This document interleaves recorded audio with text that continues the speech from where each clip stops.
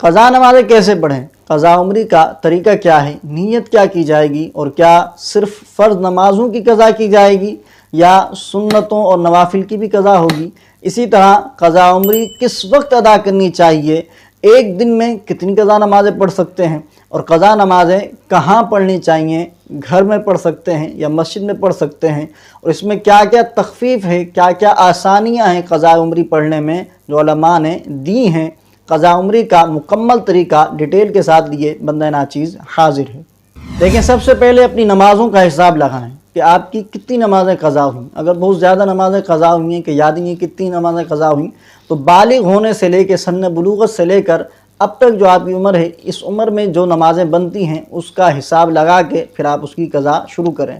اگر آپ کو اپنی سن بلوغت یاد نہیں ہے کہ کب بالغ ہوئے تھے، کسی اسلامی بھائی کو بھی اپنا سن بلوغت یاد نہیں ہے اور کسی اسلامی بہن کو بھی اپنا سن بلوغت یاد نہیں ہے، تو یہاں علماء نے ایک جو ہے وہ آسانی عطا فرمائی ہے، وہ یہ ہے کہ مرد جو ہے وہ 12 سال کی عمر سے اپنا حساب لگائے نمازوں کا، اور عورت جو ہے وہ 9 سال کی عمر سے اپنی نمازوں کا حساب لگائے گی، کیونکہ کم سے کم جو عمر ہے مرد کے بالغ ہونے کی وہ 12 سال ہے، اور عورت کے جو کم سے کم بالغ ہونے کی عمر ہے وہ 9 سال ہے۔ اسلامی بھائی 12 سال کی عمر سے لے کے اب تک کی جو ان کی عمر ہے، اس عمر کا حساب لگائیں کتنے سال بنتے ہیں، اور اسلامی بہنیں جو ہیں، جو خواتین ہیں، وہ 9 سال کی عمر سے لے کے اب تک کی جو ان کی عمر ہے اس کا حساب لگا لیں، اور پھر اس حساب سے نمازوں کا حساب لگایا جائے گا کہ کتنی نمازیں بنتی ہیں، اور پھر ان کی جو ہے وہ ترتیب کے ساتھ قضا کی جائے گی۔ نیت کیسے کریں گے؟ یہ بہت ہی آسان طریقہ ہے، میں آپ کو بتا دیتا ہوں۔ مثال کے طور پہ آپ فجر کی فرض نمازوں کی قضا پڑھ رہے ہیں، تو آپ اس طرح نیت کریں گے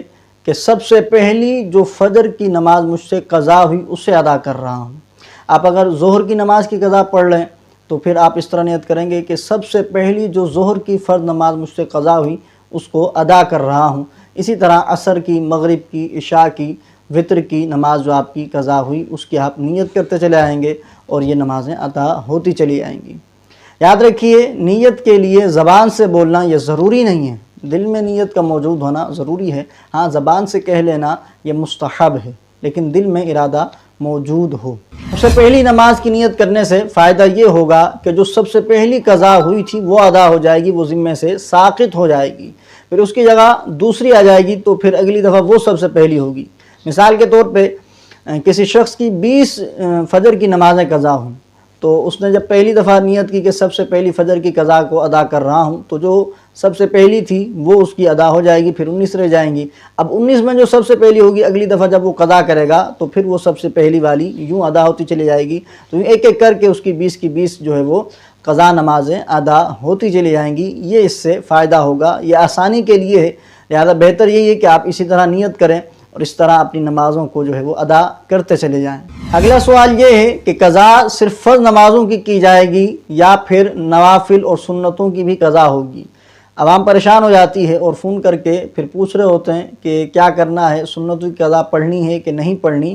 تو یاد رکھیے، جیسے فجر کی نماز ہے تو فرضوں سے پہلے 2 سنتیں ہیں، ظہر میں بھی فرضوں سے پہلے سنتیں ہیں، بعد میں بھی سنتیں ہیں، اسی طرح مغرب کے بعد سنتیں ہیں، عشاء کے بعد سنتیں ہیں، تو سنتوں کی اور نوافل کی قضا نہیں کی جائے گی۔ قضا کس کی کریں گے؟ صرف فرض نماز اور واجب نماز کی۔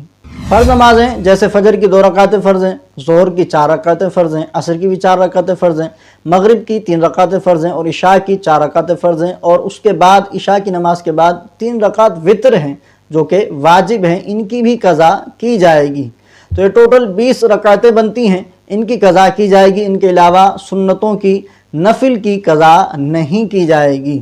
تو یہ ترتیب قائم کر لیں کہ روزانہ ایک نماز کی جو ہے وہ قضا ادا کر لیں، اس طرح بھی کر سکتے ہیں، یا ہر نماز کو ایک ایک کر کے ادا کرتے چلے جائیں۔ مثال کے طور پہ آپ شروع میں صرف فجر کو ٹارگٹ لیں کہ میں نے سب سے پہلے جو ہے فجر کی قضا نمازیں پڑھ لیں گی، تو 2 رکعتیں جو فرض ہیں اس کی قضا آپ کرتے چلے جائیں۔ فجر کی نمازیں جب قضا ادا ہو جائیں سب، پھر آپ ظہر کو شروع کر دیں، اس کے بعد عصر کو شروع کر دیں، عصر کے بعد مغرب کو، مغرب کے بعد عشاء، اور عشاء کے بعد وطر کی قضا کی ادا کرتے چلے جائیں، تو یوں آپ کے ذمے سے یہ نمازیں ساقط ہوتی چلی جائیں گی۔ یاد رکھیے، صرف قضا کرنے سے بات نہیں بنے گی، بلکہ بلا وجہ شرعی جو آپ کی نمازیں قضا ہوئیں ان کی توبہ بھی آپ کو کرنی ہوگی، توبہ بھی لازم ہے، اور پھر اس کے بعد آپ ان قضا کو ادا کرتے چلے جائیں، تو یوں آپ بری الذمہ ہوتے چلے جائیں گے۔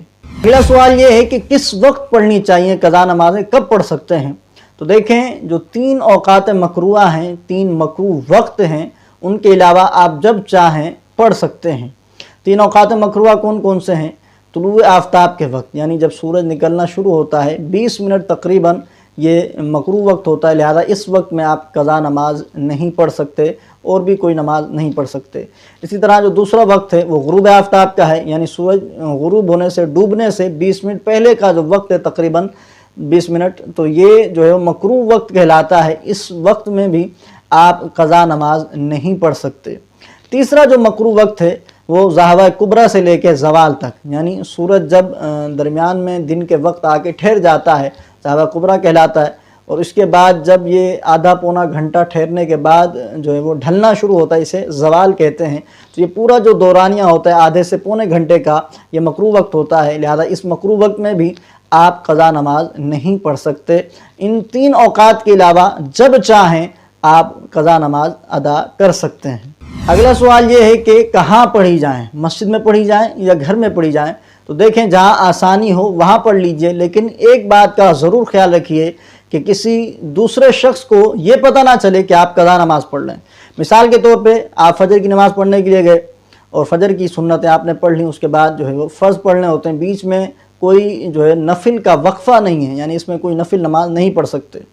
तो अब इस वक्त अगर आप कज़ा नमाज़ें पढ़ना शुरू हो जाएंगे तो दूसरे लोगों को भी पता चल जाएगा कि आप कज़ा नमाज पढ़ लें, क्योंकि इस दौरान नफिल तो है नहीं। लिहाजा आपने अगर मस्जिद में पढ़नी है तो कज़ा नमाज़ें उस वक्त पढ़ें कि जब नवाफिल का वक्त हो, जैसे ज़ोहर की नमाज़ पढ़ने के बाद नवाफिल का वक्त होता है, कोई मसला नहीं है, नवाफिल पढ़े जा सकते हैं, तो उस दौरान आप नवाफिल के बजाय कज़ा नमाज़ों को पढ़ लें। इसी तरह असर की नमाज से पहले ये जो है वो सुन्नतों का वक्त होता है, इसमें आप नवाफिल भी पढ़ सकते हैं। लिहाजा आप जो सुन्नत गैर मुअक्कदा हैं असर की, उनके बजाय आप कज़ा नमाज़ों को पढ़ लें। असर की नमाज के बाद नवाफिल का मकरूह वक्त होता है, अगर असर की नमाज के बाद आप मस्जिद के अंदर कज़ा नमाज़ें पढ़ेंगे तो फिर लोगों को पता चल जाएगा कि आपकी नमाज़ें कज़ा हुई हैं, तो ये बेहतर नहीं है। लिहाजा जहाँ भी पढ़ें किसी दूसरे शख्स को इल्म नहीं होना चाहिए कि आप कज़ा नमाज़ें अदा कर रहे हैं, वरना इससे क्या होगा कि आपके गुनाह में वो भी गवाह बन जाएगा कि आपकी नमाज़ें कज़ा हुई तो आप उसको अदा कर रहे हैं। अगरचे आपने तौबा कर ली है, लेकिन उलमाए किराम ने इससे मना फरमाया है कि दूसरों लोगों को अपने गुनाह पर गवाह ना बनाया जाए। कज़ा नमाज़ों को अदा करने का तरीका तो वही है कि जो आम नमाज़ों को अदा करने का है, कि जिस तरह आप आम नमाज अदा करते हैं, सना पढ़ते हैं, तावुज़ पढ़ते हैं, तस्मिया पढ़ते हैं, सूरह फातिहा पढ़ते हैं, सूरत मिलाते हैं, रुकू की तस्बीहात, सुजूद की तस्बीहात, इसी तरह अत्तहियात, दुरूद शरीफ और जो है वो दुआ पढ़ के सलाम फेरते हैं, तो इसी तरह ही अदा की जाएँ। अगर बिलफर्ज किसी शख्स की बहुत ज़्यादा नमाज़ें कज़ा हैं तो उसके लिए चंद तखफीफ़ात हैं, कुछ आसानियाँ हैं जो उलमा ने दी हैं, उसके साथ अगर आप नमाज़ पढ़ेंगे तो आसानी से आप कज़ा उम्री को पूरा करने में, अदा करने में कामयाब हो जाएंगे। तो तखफीफ़ात क्या हैं वो मैं आपको बता देता हूँ कि जिस तरह आप रुकू के अंदर जाते हैं और रुकू के अंदर 3 मरतबा रुकू की तस्बीह पढ़ी जाती है, सुबहान रब्बियल अज़ीम, सुबहान रब्बियल अज़ीम, सुबहान रब्बियल अज़ीम। तो यहाँ ये रुख्सत मौजूद है कि आप 3 मरतबा के बजाय 1 मरतबा सुबहान रब्बियल अज़ीम पढ़ लें तो ये काफ़ी हो जाएगा। इसी तरह जब आप सुजूद में जाते हैं, सजदे में जाते हैं, तो 3 मरतबा तस्बीह पढ़ी जाती है, सुबहान रब्बियल आला, सुबहान रब्बियल आला, सुबहान रब्बियल आला। तो यहाँ उलमा ने रुख्सत बयान की है कि आप 3 के बजाय 1 ही मरतबा जो है वो सजदे की तस्बीह पढ़ लें, सुबहान रब्बियल आला, आपका सजदा अदा हो जाएगा। इसी तरह अत्तहियात और उसके बाद दुरूद इब्राहिमी और उसके बाद जो है वो दुआ पढ़ी जाती है।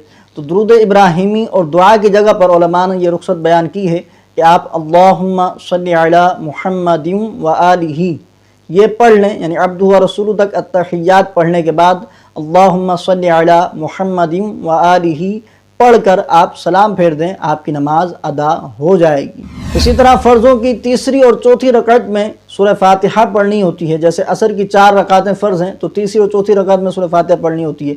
मगरिब की जो है वो 3 रकातें फ़र्ज़ हैं तो तीसरी रकात में सूरह फातिहा पढ़नी होती है। ज़ोहर की 4 रकातें फ़र्ज़ हैं तो तीसरी और चौथी में जो है वो सूरह फातिहा पढ़नी होती है। इशा के भी 4 रकातें फ़र्ज़ हैं तो तीसरी और चौथी रकात में सूरह फातिहा पढ़नी होती है। तो उलमा ने यहाँ ये रुख्सत बयान की है कि फ़र्ज़ों की तीसरी और चौथी रकात के अंदर आप सूरह फातिहा की जगह पर सिर्फ सुबहान अल्लाह, सुबहान अल्लाह, सुबहान अल्लाह, यानी 3 मरतबा सुबहान अल्लाह आप पढ़ लें। उसके बाद आप रुकू में चले जाएँ, तीसरी और चौथी रकत में इस तरह पढ़ने से आपकी नमाज मुकम्मल हो जाएगी। ये जो रुखसत सूरह फातिहा की जगह पर सुबहान अल्लाह पढ़ने की है, ये सिर्फ फ़र्ज़ों की तीसरी और चौथी रकत के अंदर है। वितर के अंदर, वाजिब नमाज के अंदर ये रुखसत मौजूद नहीं है। वाजिब नमाज में वितर के अंदर आप तीसरी रकत में सूरह फातिहा भी पढ़ेंगे और साथ में सूरत भी मिलाएंगे। और इसके बाद आपने दुआ कुनूत पढ़नी होती है। अब दुआ कुनूत पूरी पढ़ने के बजाय उलमा ने यहाँ भी एक रुखसत बयान की है, वो ये है कि आप दुआ कुनूत पढ़ने के बजाय सिर्फ 3 मरतबा या रब्बी या रब्बी या रब्बी पढ़ लें और फिर उसके बाद आप रुकू कर लें और अपनी नमाज को मुकम्मल कर लें, तो ये वितर भी आपके अदा हो जाएंगे। तो ये था क़ज़ा नमाज़ों का मुकम्मल तरीका जो तफसील के साथ मैंने आपके सामने शेयर किया है, आपको बताया है। उम्मीद है आप एक एक चीज़ को समझ चुके होंगे। इस वीडियो को अपने दोस्तों के साथ ज़रूर शेयर कीजिएगा ताकि वो भी अपनी क़ज़ा नमाज़ों को बआसानी अदा करने में कामयाब हो जाएं और आपका भी इस सवाब में, सवाब जारिया में हिस्सा शामिल हो जाए।